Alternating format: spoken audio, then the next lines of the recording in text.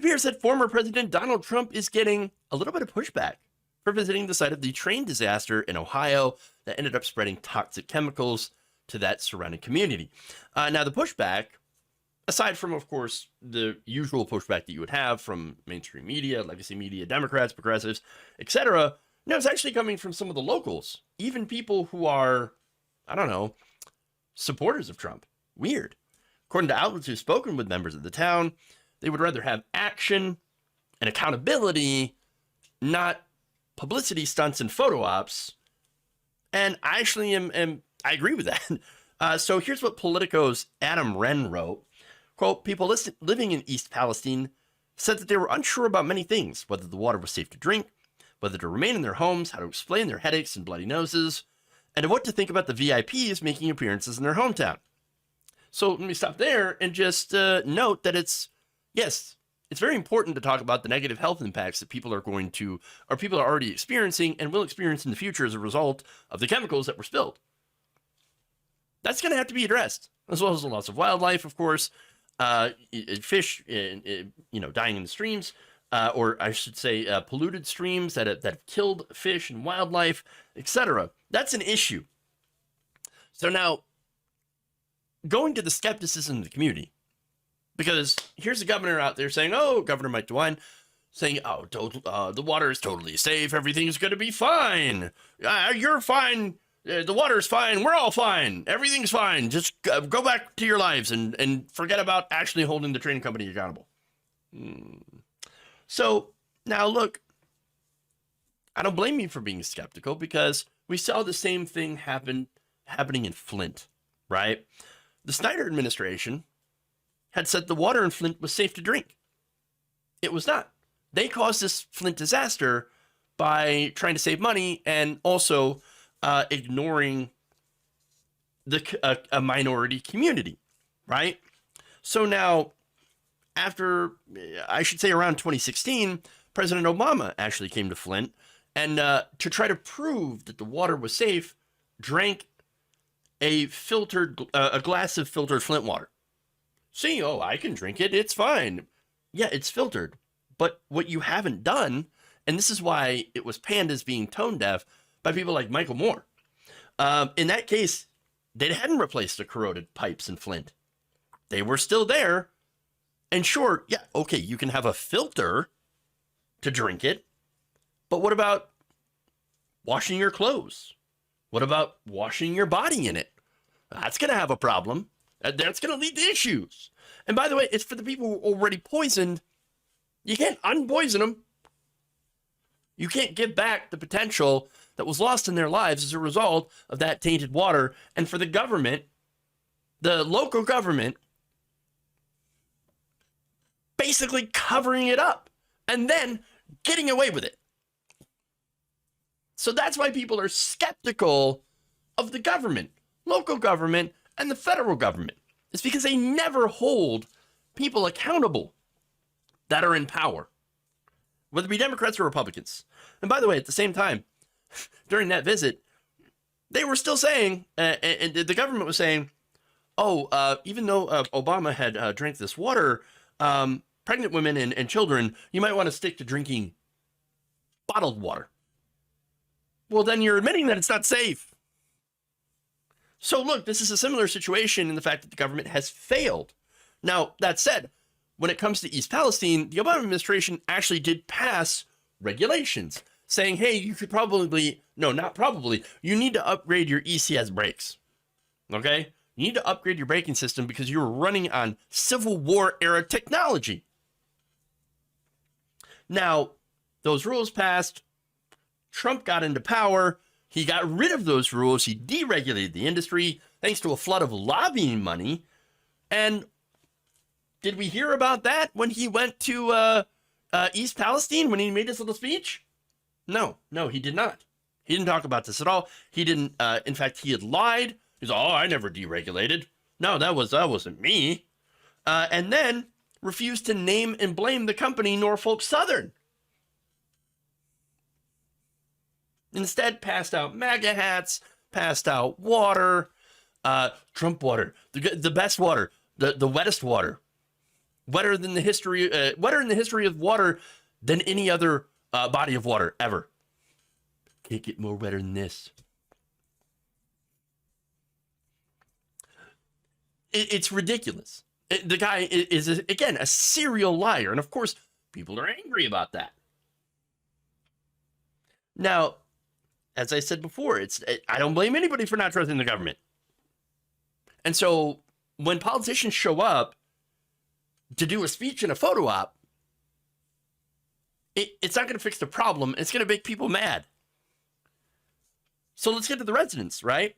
Nora Wright labeled these stops publicity stunts and went on to explain that, quote, they come for an hour or so and then they leave. They don't find out how we feel. And they certainly aren't fixing the problem. Now, a Trump voter, Joe Batinovich, I don't know, I can't say that name, was dismissive of the visits as a waste of time, telling Politico, quote, I don't trust the government. The only presidents I want to see are dead presidents in my wallet. Yeah, it's definitely a Republican. But here's what he also said, quote, they're using East Palestine like China and Russia and the U.S. are using Ukraine. It's a proxy war. Okay, so look, he's wrong, but also kind of right. So let's get into that, okay? Let me clarify this.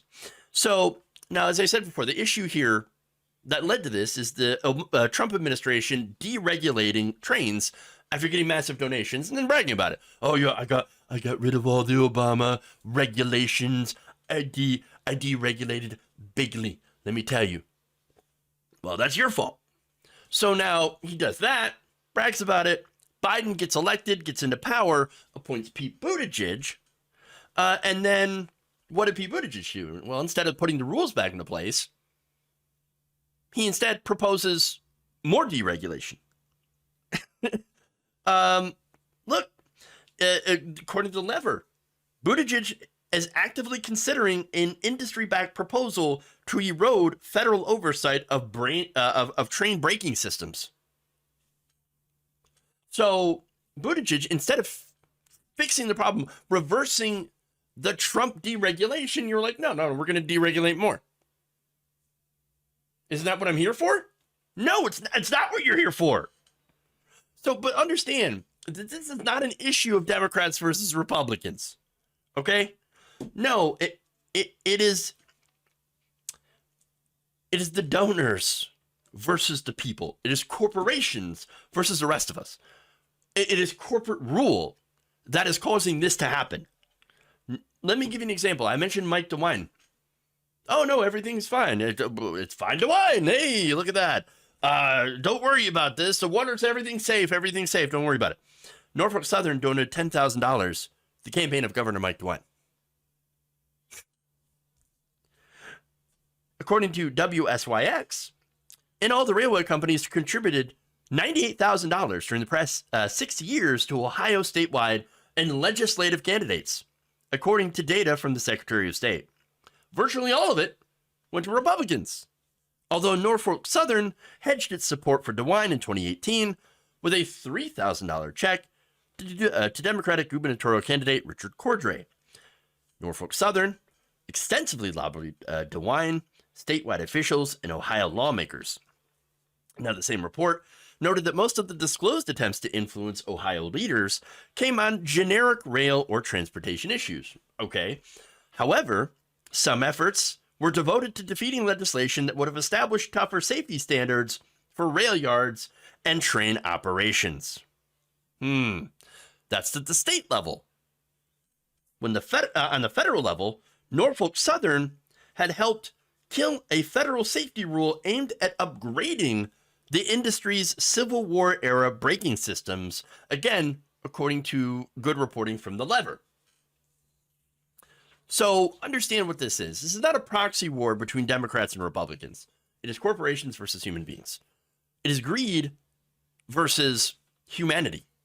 The proxies are the politicians that in some cases on both sides take money, legalize campaign bribes from the industry, and then deregulate that industry. Now, that makes the industry a ton of money.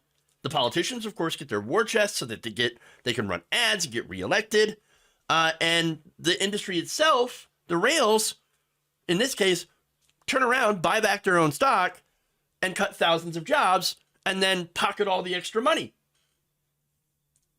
In fact, according to More Perfect Union, another great place for reporting here, Norfolk Southern cut over 9,600 jobs since 2002.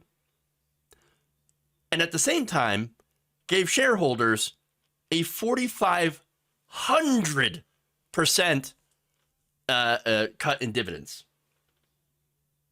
So, or I should say a return on their investments. Okay, these are shareholders, thanks to stock buybacks, made an additional 4,500% since 2002. That's insane. So understand, this is corporate greed. That's the real story here. And no politician visiting is going to fix that. In fact, a lot of the politicians showing up were part of the problem because they refused to regulate corporations because the same corporations fund their campaigns.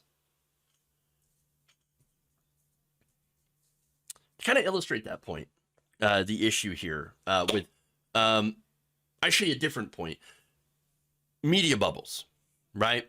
So I don't generally talk about this enough, but there are media filter bubbles, right?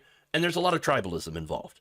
So the Politico report, for example, says that Amy Britton, a Democrat and retired physical therapy assistant, was happy about Buttigieg's visit, but rolled her eyes at Trump's and at the national coverage, implying that it was that the former president is the only politician welcome in the village where she grew up.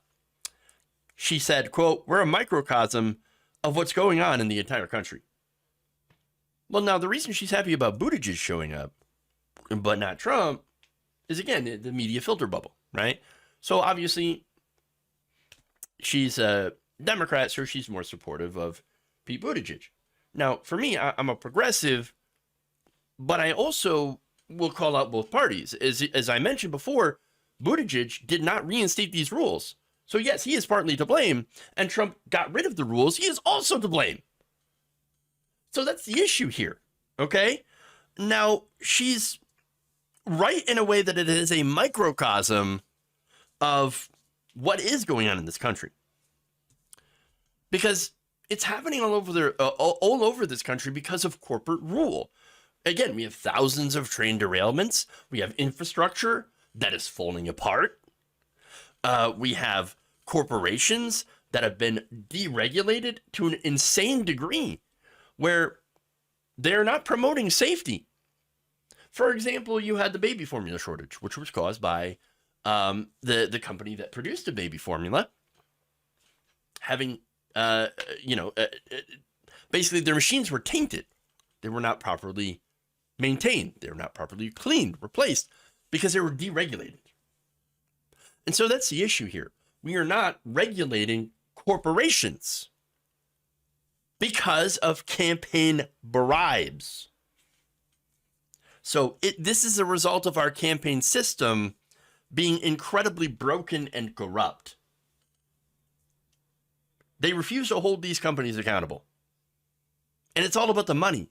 Now, if you actually want to do something to prevent this from happening to your town, which could absolutely happen, well, you might want to get involved with the numerous groups pushing to get the money out of politics, because that's the real issue. If you end the lobbying, then you can end one of the biggest sources of corruption in our government.